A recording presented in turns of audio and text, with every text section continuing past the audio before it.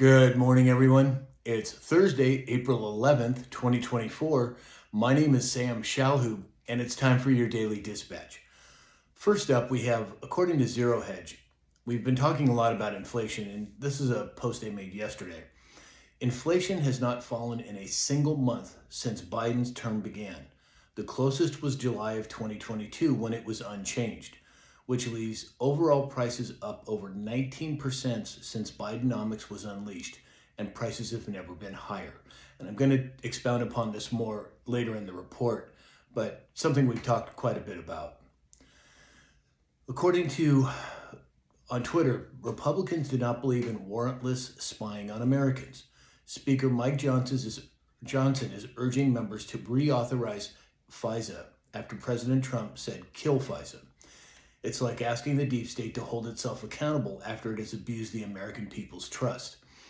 FISA has got to go, in my opinion, at the very least be completely reassembled. But again, another negative mark for Johnson, in my opinion.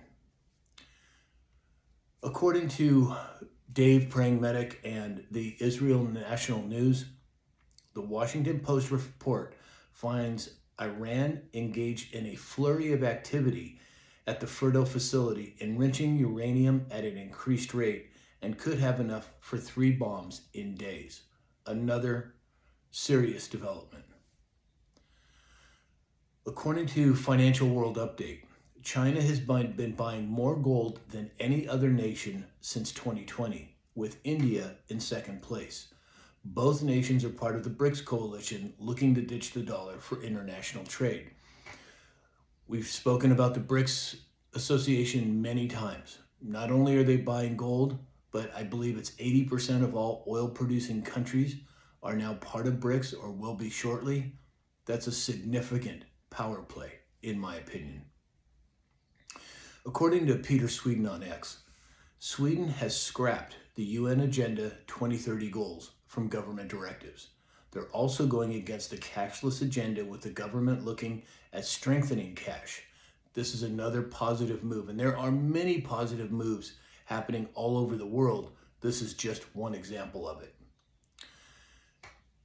In regards to inflation again, Investor Nick on X said that home health care for the elderly is up 14.2% year over year, the largest increase ever. This is going to go absolutely parabolic in the next 10 years.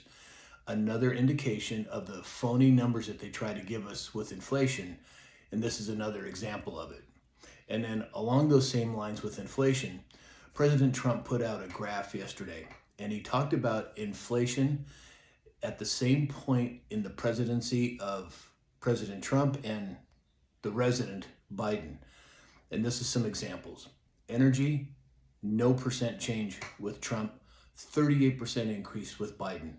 Gasoline, negative 2%, 2% savings under Trump, 47% increase with Biden. Electricity, 3% increase with Trump, 29% increase with Biden. Natural gas, 1.9% savings with Trump, 26% increase with Biden. Groceries, 3.3% increase with Trump, 21% increase with Biden. And the numbers go on and on. Eggs, 33% less with Trump, 49% increase with Biden. And I won't go through all of these, but there's a lot of them. And it's another indication that if they want us to believe we're at 3% inflation, that's ridiculous.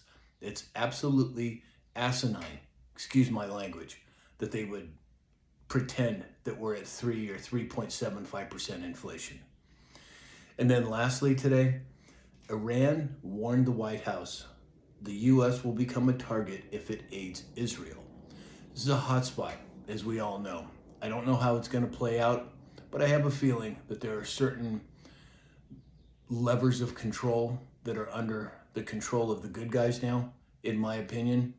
Doesn't mean we're not going to see some bumpy ride going forward. I think we will, but in the long run, we'll be fine and we will win.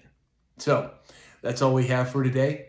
Please support this channel. Go to samshalhoub.com. There's multiple ways to do it. It's truly appreciated. And in the meantime, I hope that you have a great day and we'll talk again soon.